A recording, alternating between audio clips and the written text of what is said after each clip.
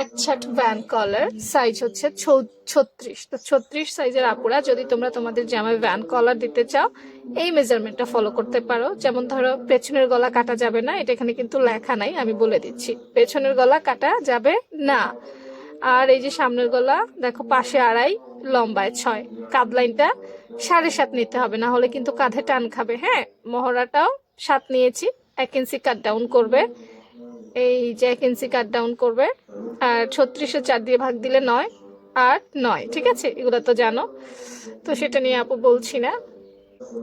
এরপর দেখো ঘেরটা আপু 13 ইঞ্চি নিছি, তোমরা একটু কমাইতে বাড়াইতে পারবা, তবে এটা ফিক্সড, এটা খুব ভালো একটা মেজারমেন্ট। আর জামাটার লম্বা নিয়েছি 42 ইঞ্চি, এটাও চেঞ্জ করতে পারবা। দেখো আপুরা, আমি কিন্তু তোমাদেরকে একটা রেডিমেড মেজারমেন্ট দেওয়ার চেষ্টা করেছি।